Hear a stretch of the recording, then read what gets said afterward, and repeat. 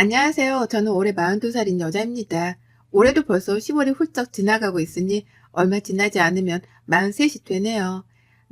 나이 먹는 게 조금 서럽기도 하고 가만히 붙잡아 두고 싶기도 하지만 그렇다고 지금 제가 싫은 건 아닙니다.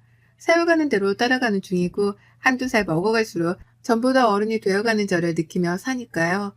그리고 무엇보다 저를 많이 사랑해주고 또 따라주는 껌딱지 같은 남편이 제 곁에 있어줬기 때문인지 사랑을 받는 기분이 늘 들었습니다. 예뻐라 해주는 남편 덕분에 나이 먹는 걸 잠시 잊고 사는 중이었달까요? 참고로 저는 현재 결혼 2년차를 향해 달려가는 중이랍니다. 뒤늦은 나이에 결혼을 했고 제 남편은 저보다 3살이 어린 연하남이랍니다. 그렇다 보니 결혼을 하면서 많은 게 달라졌어요. 그간에는 그저 일에 미쳐 사는 평범한 골드미스 정도로만 사람들이 봐줬었는데요. 마흔에 결혼을 하고 또 연하 남편과 함께 살기 시작하면서부턴 솔직히 저를 두고 뒤에서 수근거리는 사람들도 있었습니다. 좋게 봐주고 좋겠다고 부러워라 해주는 분들도 계셨지만 돈을 잘 버니까 어린 남자를 돈으로 꼬신 거라는 입에 담지 못한 말들을 주고받는 사람들도 있었어요.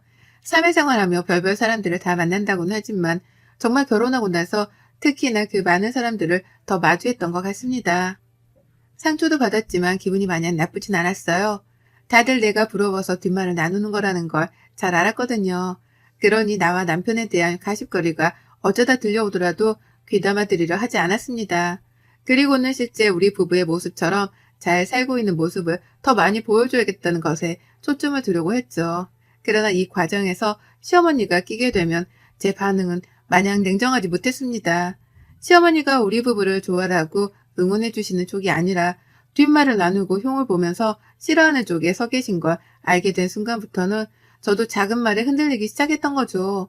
시어머니의 입에서 나오는 작은 흉이나 탄식, 하다못해 사소한 눈초리들까지도 모두 다 저를 들었다 놓기에 충분했답니다. 시어머니께서는 절 참 많이 반대하셨어요. 그것도 참 희한한 방식으로 반대를 하셔서 지금까지도 기억이 남습니다. 며느리가 마음에 안 드는 거라면 남편한테 이 결혼이 싫다고 직접 반대 의사를 밝히셔도 됐고 결혼을 하지 말아줬으면 좋겠다고 제게 직접 말씀을 해주셨어도 될 텐데요. 희한하게 그런 말씀은 절대 안 하시더라고요. 다만 이상한 방식으로 제가 마음에 안 든다는 걸 표현하셨답니다. 나이를 들먹이면서 말이죠. 나이가 40인데 이제 웨딩드레스를 입겠다는 거지? 내 아들이 아직 40도 안 된 건 알고 있고? 라고 하시며 제 나이에 몇 번을 놀라셨고요. 나이가 10살 차이도 아니고 남녀가 바뀌어서 고작 3살 차이가 나는 것뿐인데 뭐가 그리 중요하냐고 물어본 남편에게는 네 말이 맞지? 라고 하면서 맞장구를 쳐주기까지 하셨어요. 방금 전까지 나이 때문에 마음에 안 드신다는 뉘앙스를 풍기더니 아들의 한마디에 또 수긍을 하는 듯 태도를 바꾸신 거죠. 그러다가도 남편이 제 옆에 없으면 아니 근데 큰아이까지 결혼 안 하고 왜 그랬대? 오빠들도 많았을 텐데 라고 하시며 이 결혼이 탐탁치 않다는 말씀을 돌려하셨고 힘들어하는 저를 지긋하게 바라만 보는 적도 많았답니다. 좋게 말하면 지긋이 바라보는 거였고 나쁘게 말하면 힘들어하는 저를 노려보며 즐기는 것이었죠. 자신의 말 한마디에 상처를 받아가면서 반응을 보이는 저를 재밌어라 하셨던 것이었습니다. 그 바람에 저는 저분이 흡사 소시오패스나 뭐 이런 일종의 사람이 아닌가도 잠깐 의심을 했었답니다. 그렇지 않고서야 사람이 저리 매정한 말을 훅훅 던지며 반응이 뜨뜻미지근할 수가 없었으니까요. 애매하게 싫은 티를 내시는 시어머니가 저를 반대한다는 걸 전 온몸으로 눈치를 챘고 결혼식을 치르기 직전까지도 그 태도를 유지하던 시어머니 때문에 마음고생이 심했습니다. 하지만 결국 결혼식을 치르게 되면서는 어떻게든 관계가 나아질 것이라고 믿으려고 했어요. 중간에도 남편이 많이 노력을 했고 저도 이왕 시어머니가 되셨으니 며느리한테서 호강이라도 받으며 기분 푸시라고 가진 돈을 갖다 바쳐가며 노력을 했습니다. 돈을 벌어서는 족족 용돈을 챙겨드렸고 때맞춰 계절 옷에 계절에 맞는 선물도 사드리면서 시어머니께 쓰는 돈을 아까워하지 않으려 했어요. 그게 제가 살아남는 방법이라 생각을 했으니까요. 그런데 말이죠. 요상한 일이 벌어지기 시작했습니다. 아무리 생각해도 요상한 일이었죠. 퇴근하고 평소처럼 집에 왔는데 시어머니가 계시더라고요. 그런데 웬일로 저를 향해서 왔어? 라고 하면서 퇴근을 반겨주시길래 살짝 흠칫했었습니다. 저러던 분이 아니신데 갑자기 인사를 요란스레 하시니까요. 그와 동시에 놀란 건 주변에 놓여진 어머님의 선물이었습니다. 단 한 번도 결혼하며 시어머니께 선물이라는 명목하에 물건을 받아본 적이 없었어요. 그릇이며 옷이며 시어머니 것이라고는 하나도 없었고 오히려 제가 퍼준 게 전부였었죠. 그런데 어머님이 웬일로 뜬금없이 시뻘건 고추가 든 평범하지 않은 장신구를 유리병 하나에 담아서는 선물이라고 가져오신 거예요. 그걸로도 모자라 아무도 쓰기 싫어할 것 같은 못생긴 그릇 두 짝도 말이죠. 어디서 이런 걸 빈티지 샵에서 주워오셨나 싶어 황당해하며 물건을 쳐다보는데 어머님은 세상 행복하다는 듯 건네주시면서 잘 쓰라고 하시더라고요. 특히 고추가 든 유리병은 현관 옆에 두어야 복이 기어들어온다고 하시면서요. 무슨 복이 정확히 들어오냐며 물어보는 제 남편의 말에 어머님은 얘가 빨리 들어선대 라고 그제서야 이실직고를 하셨습니다. 그러니 저도 알았죠. 이 말린 고추가 사내 아이를 뜻하는 거구나 하고 말이죠. 그래서 의심 없이 받아들였습니다. 어머님이 빨리 손주를 보고 싶어 하신다는 생각에 부담도 컸지만 다 우리 좋으라고 건네주신 물건이란 것에는 의심이 없었던 거죠. 그런데 이런 식의 뜬금없는 선물은 그걸로 끝이 아니었어요. 이런 분이 아니셨는데 계속해서 뭔가 내어주시더라고요. 그 덕분에 저희 집은 시어머니가 들고 온 영문 모를 물건들로 하나도 채워져 빼곡해지기 시작했고요. 처음 가져온 고추 든 유리병도 그대로였고 쓰기 싫은 그릇 두 개도 그냥 주셨으니 일단 하부장 안에 넣어 보관 중이었습니다. 그 밖에도 침대 옆에 놔두고 얼굴 가꾸는 데 쓰라면서 거울 큰 거를 사다 보내주신 바람에 저는 영문도 모른 채 일단 그걸 침대 옆에 놔뒀어요. 남편 앞에서 예쁘게 구면서 오래도록 사랑을 받으라는 뜻인 줄로만 알고서는 아무런 의심도 하지 않은 채 그 큰 거울을 침대 옆에 뒀습니다. 제가 어릴 적부터 무교였고 믿는 종교 따위는 없다 보니 미신이나 속설 같은 것에 굉장히 무지했거든요. 그렇다 보니 전 어머님이 하라는 대로 하면 복이 굴러 들어올 줄 알았어요. 어머님이 아무래도 미신이나 속설 같은 걸 믿을 나이시다 보니 저보다 아는 것도 많으실 거다 싶었던 거죠. 그래서 그 후에도 들어오는 헌 가방이나 옷, 그리고 정체불명의 나뭇가지 같은 것들도 그냥 있는 대로 받았습니다. 천만다행으로 제 집이 40평대라 넓은 편이었고 그래서 자질구레한 물건들을 하나둘씩 놓아둘 공간 여유는 있었어요. 그래서 겉보기에는 잡동사니들로 어지러워 보이진 않았지만 이게 정도가 계속해서 지나가니 슬슬 받기가 싫어지더라고요. 내 집이 내 집인 게 아니라 시어머니의 집이 되어가는 것만 같았습니다. 제가 고른 물건들이 아니라 시어머니가 주시는 물건들로만 집이 채워져 나가다 보니 흡사이건 시어머니가 원하시는 그림의 집이 아닌가 싶기도 해서 혼란스러워지기까지 한 거죠.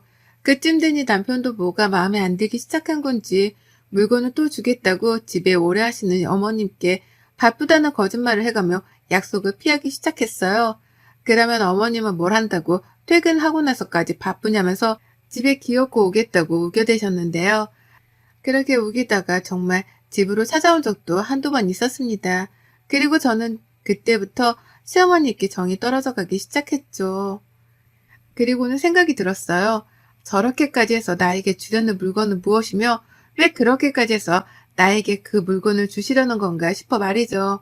정말 이게 다 손주를 빨리 보고 싶어서 아들 낳으라고 건네주는 부적 같은 건가 싶기도 했고요. 그때부터 인터넷에 검색을 해봤더니 사실상 아들 낳는 부적이라면서 검색되어 나오는 물건 목록에 시어머니가 주신 물건들은 없었답니다.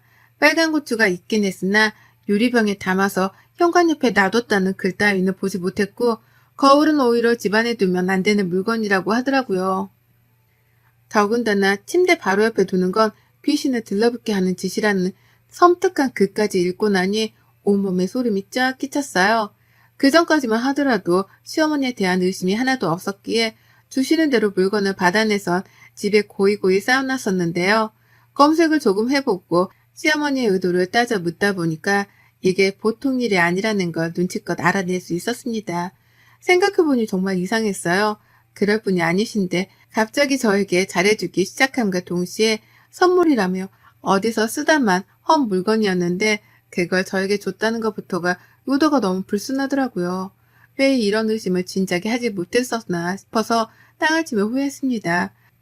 그제서야 드는 꺼림칙함을 떨쳐내 보겠다고 급한 대로 남편이랑 퇴근하자마자 거울을 내다 버렸어요. 현관 앞에 있던 고추가 든 유리병도 그 밖에 어디서 주워왔는지 출처를 모르겠는 나무 막대기부터 시작을 해서 뭔가 잡동산이란 것들을 모조리 버렸습니다. 쓰레기 봉투에 담아놓고 보니 한 트럭이더라고요. 이렇게나 많은 걸 내 집에 가져다 놨다는 생각을 하니 또 소름이 끼쳐 한동안 말을 잊지 못했어요. 제 심정을 남편도 똑같이 느낀 건지 처음엔 갖다 버리자는 말에 왜냐고 묻기만 하더니 정색하는 제 표정을 보며 나중에는 누구보다 더 적극적으로 시어머니가 주신 물건을 버리겠다며 집안을 헤집고 다녔답니다. 물건을 버리고 나서 제가 하루 종일 생각하고 인터넷 검색을 하면서 알아냈던 꺼림칙한 정보에 대해서 공유를 하자 남편은 온몸에 소름이 돋는다면서 어쩔 줄 몰라며 방방 뛰었어요. 가뜩이나 요즘은 가위에 자주 눌리는 것 같은 기분 때문에 잠을 설칠 일이 많았는데 그게 다 엄마가 주신 물건들 때문에 귀신이 붙어서 그런 거냐며 무서워 난리를 치더라고요. 남편이 겉보기엔 상남자 같은데 겁은 무지하게 많은 애거든요. 이런 일을 겪고 난 후 저는 저대로 그리고 남편은 남편대로 시어머니를 쉽사리 보지 못했습니다. 남편은 자기 엄마의 의도를 의심하고 싶지 않아 하는 듯 혼자 괴로워하며 몸부림을 쳤고요. 저는 제발 시어머니가 나쁜 의도로 그러지 않으셨길 끝까지 믿어보려 하면서도 한편으로는 사실 확인을 해야겠다면서 뒷조사를 시작했습니다. 아무래도 제가 한번 물면 끝까지 놓치지 않고 물어뜯는 나름 독종의 여자거든요. 아무리 생각해도 좋은 의도가 보이질 않는 시어머니의 본 모습을 꼭 파헤쳐야겠다는 생각으로 머리를 굴려가던 중 정말 뜻밖의 기회를 맞이했습니다. 시어머니의 그 새카맣은 의도를 파악할 수 있는 절호의 기회가 찾아온 것이었어요. 인터넷으로 다른 사람들의 글도 읽어보고 시어머니와 갈등에 대한 댓글들도 살펴보던 중 홈캠의 존재를 알게 되었습니다. 집안에 카메라를 따로 설치할 필요성을 못 느껴서 그걸 알고도 관심을 두지 않고 살았었는데요. 이참에 홈캠을 설치해야겠더라고요. 물론 귀신을 보려는 게 아니라 시어머니를 살펴보려고 말입니다. 당장 로켓 배송으로 주문을 받았고 집안에 무려 3곳에 카메라를 설치하고 난 후 시어머니를 불렀어요. 안부 인사 겸 연락을 드린 거죠. 어머님, 요즘은 저한테 주실 선물 없으신가 봐요. 통 찾아오질 않으시네요. 라고 하며 아부를 떨었더니 어머님은 섭섭하다는 말투로 곧장 말씀하시더라고요. 아니 내가 가겠다고 몇 번을 말했더니 다들 바쁘다며 오지 말라고만 하고 말이야. 라면서 줄 선물이 안 그래도 한가득 준비되어 있다며 신나라셨어요. 그리고 전 바빠서 퇴근이 요즘 늦으니 차라리 우리 부부가 없는 점심시간에라도 집에 와서 선물을 놓고 쉬다 가시라며 집 비밀번호를 알려드렸습니다. 결혼하고서 집 번호를 누군가에게 알려준 건 처음이었어요. 쉽지 않은 결정이었지만 시어머니의 본 모습을 알아내고자 이건 필요한 절차였고 그렇게 어머님께 제 집을 오픈하고 난 후 저는 떨리는 마음으로 그저 홈캠 녹화가 잘 되기를 빌었습니다. 어머님은 하루 날 잡아 집을 다녀가셨고 저는 일을 하던 중이었는데 문자 한 통을 보내셨더라고요. 너 내가 줬던 물건들 다 어디다 뒀냐? 라고 하면서요. 저랑 남편이 섬뜩하다면서 버렸던 그 물건들을 찾으시는 것이었습니다. 그래서 제가 어머님 그거 둘 곳이 없어 집 선반 안에 넣어 모아뒀는데 아마 어머님은 못 찾으실 거예요. 왜요? 라고 되물었죠. 그러자 어머님은 버리지 않았다는 제 말에 안심을 하셨는지 버린 게 아니면 됐고 난 또 니들이 버린 줄 알고 깜짝 놀랐네. 라고 하며 안도의 한숨까지 내쉬었습니다. 그리곤 물건 다 놓고 가는데 이것들은 절대 옮기지 마라. 저번에 줬던 고추 유리병 그것도 현관에 꼭 둬야 하는 건데 내가 지금 둘 테니까 물건 놔둔 곳 좀 알려줘라. 라고 말씀을 하셨어요. 제가 갖다 버린 유리병을 도로 찾아서 현관에 두겠다면서 위치를 알려달라 하시더라고요. 당황한 저는 얼버무리다가 일이 갑자기 바빠졌다며 급하게 연락을 끊어버렸죠. 그리고 서둘러 홈케어 화면을 볼 수 있는 어플을 켰고 시어머니가 하시는 짓을 지켜봤습니다. 그전에도 이미 녹화가 되고 있긴 했으나 당장에 어머님이 뭘 하시려는지 확인을 해보고 싶었어요. 그리고 전 회사 안에서 간이 떨어져 오줌을 지릴 뻔했습니다. 이런 말이 나이 40 넘어 나오는 게 좀 창피하긴 하지만 오줌이 지릴 뻔했단 표현 말곤 달리 할 수 있는 말이 없었어요. 어머님이 글쎄 혼자가 아니라 둘이더라고요. 바로 옆에 웬 아주머니 한 분을 모셔온 거예요. 선물만 놓고 가시겠다더니 주인 없는 집에 멋대로 손님을 데려온 겁니다. 소름이 돋아서 막 캡처를 했어요. 실시간으로 사진을 찍어서 남편에게 보내주고 있는데 그때 그 아주머니가 시어머니께 손짓으로 뭔가를 지시하는 게 계속해서 목격되었습니다. 아주머니가 손짓을 보내면 시어머니는 허리까지 숙여가면서 움직이셨고 아주머니가 가리킨 곳에다가 들고 온 물건들을 놓으셨어요. 아주머니는 마치 집을 보러 온 손님 마냥 제 집 구석구석을 휘젓고 다니셨고 기존에 어머님이 가져다 주셨던 물건들의 행방을 찾는 것 마냥 5만 군데를 구석구석 뒤져댔어요. 그러다 고개를 절레거리면서 한숨을 쉬더니만 시어머니가 이 아주머니를 이렇게 부르시더라고요. 보살님 이라고 말입니다. 그 순간 머리가 멍했습니다. 설마 저 여자가 무당인가 싶었거든요. 어머님이 가져오신 물건들도 그렇고 죄다 어디 조선시대의 궁중 난투국에서나 나올 법한 오래된 물건들이었는데 설마 어머님이 무당의 말을 듣고서는 무당이 지시하는 물건들을 제 집에 들인 건가 싶었습니다. 제발 아니길 바라면서 표정을 가득 찡그린 채로 화면을 바라보고 있는데 그 보살이란 여자는 가져온 물건들이 하나도 없네. 이것들 가져다 버린 거 아니야? 기센 것. 라면서 호통을 쳤고 그러자 시어머니는 분명 어디다가 넣어놨다고 했는데 제가 찾아볼까요? 눈치챘을 리가 없잖아요. 라고 하면서 그 여자를 살살 달래는데 급급했습니다. 그러면서 어머님이 말씀하시더라고요. 제가 이것들 이혼시키려고 별짓 다 하고 있는데 여태 이혼도 안 하고 기세 내가 맞긴 맞나 보네요. 라고 말입니다. 저는 탄식을 내뱉으며 제자리에서 일어섰고 온몸에 소름이 돋아 닭살이 서는데 경직이 되어 얼어붙었어요. 빨리 내 집에 가서 이 불운한 존재들을 쫓아내야겠다는 생각밖에는 들지 않았습니다. 미신 같은 거 믿는 사람은 아니었으나 내 집에 무당이 들어온 이상 뭔가 정말로 불운한 것들이 집안에 마구마구 스며들 것만 같은 꺼림직한 기분이 계속해서 들었어요. 그리고 그때 저는 그만 까무러치며 비명을 지른 채 주저앉고야 말았습니다. 글쎄 그 무당 여자가 카메라를 응시하고 있는 거예요. 카메라를 통해서 저랑 눈이 마주쳤던 것이었습니다. 저는 핸드폰으로 보던 도중 화면에 뜬 여자의 눈초리에 기함을 치며 비명을 질렀고 제가 이렇게 겁을 먹고 있는 걸 아는지 모르는지 무당이란 여자는 집안에서 카메라를 발견했다는 것 같다는 말과 함께 곧장 시어머니께 일렀다 바쳤죠. 혹시 며느리가 이 상황을 보고 있는 게 아니냐 하면서 말이죠. 저는 여전히 놀라서 일어날 정신도 없이 바닥에 주저앉아 있었는데 무당은 카메라를 번갈아 노려보면서 시어머니랑 집을 나갈지 말지 작당을 하다가 결국 카메라를 뜯어버리고는 그걸 든 채로 집을 나섰답니다.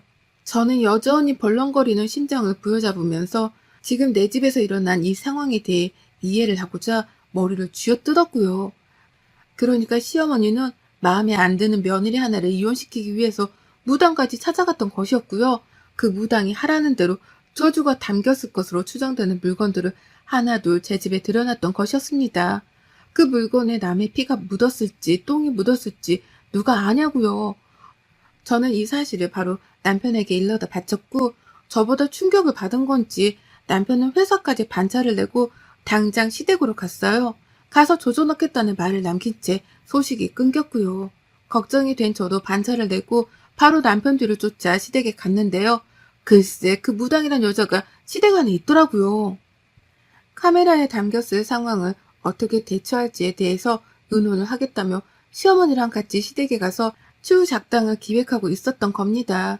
그 현장을 저랑 남편이 번갈아 덮친 거고요. 무당은 이미 저희 남편한테 욕을 처먹다 못해 멱살까지 잡혀서는 노후라 애원 중이었고 무당 같지도 않고 딱 보니 사기꾼인 것만 같아 보이는 그 여자를 뒤로 한 채 저는 시어머니께 녹화된 현장 영상을 보여줬어요. 이거 들고 당장 경찰서에 가도 할 말이 없으시지 않냐며 화도 내고 욕도 하고 하다 이혼을 정말 하겠다고도 했습니다. 이대로는 꺼림칙해서 어머님 같은 시어머니를 두고 살 자신이 없다며 말이죠. 그 말에 남편은 더욱 미안했던지 감정이 격해져 시댁을 아주 난장판으로 만들어놨고요. 어머님이 주셨던 물건들을 싹 다 버려놓길 정말 잘했다는 생각과 함께 저는 사과조차 받지 않으려 했습니다. 도무지 사람이 할 수 있는 상식 밖의 행동을 한 시어머니를 사람 취급해드리지 않기로 했거든요. 그리고 전 당장에 집으로 뛰쳐가서는 시어머니가 놓고 가셨던 새 물건들을 모조리 다 쌓아두고선 다시 시댁으로 왔습니다. 그리고는 남편에게 시어머니를 붙들고 있게 한 후 저 혼자 숨바꼭질을 하듯이 그 물건들을 시댁 안에 숨겨뒀어요. 시어머니가 절대로 찾아내지 못하시도록 말입니다. 그러자 시어머니는 그 물건이 정말 재수가 없는 물건들이었는지 당장 가지고 나가. 아유, 나 진짜 그것들이랑 같이 한 집에서 못 지내. 가지고 나가 버려줘, 제발. 라며 울고보고 매달리셨어요. 그딴 물건들을 내 집에 잘만 놓고 갔다는 생각에 저는 더욱 화가 치밀어 올랐고요. 도대체 무슨 물건인데 이렇게 기함을 치는 거냐면서 남편이 따져 물으니 어머님은 끝까지 말을 아끼시다 겨우 한 말씀 하시더라고요. 여자한테 안 좋은 거야. 라고 말이죠. 당시 아들한테는 해를 끼칠 생각이 없었다는 걸 어필하기 위해서 굳이 성별을 들먹이며 대답을 대신 한 겁니다. 그걸 보면 전 끝까지 물건을 숨긴 장소를 알려드리지 않으리라 재차 다짐을 했고 시어머니하고는 사과를 받고 말고를 떠나 연을 끊고 살겠다고 통보를 한 채 시댁을 빠져나왔어요. 이미 남편이 시댁을 난장판으로 만들다 못해 시어머니 눈에서 눈물을 쫙 빼놓은 후였는지라 제가 더 할 수 있는 건 없었습니다. 그저 숨겨놓은 물건들을 시어머니가 다시는 평생 찾지 못하시도록 비는 수밖에요. 그러면 시어머니는 불편하고 꺼림칙하고 재수가 없다며 마음고생을 하면서 그 물건들을 끝까지 찾으실 테니요.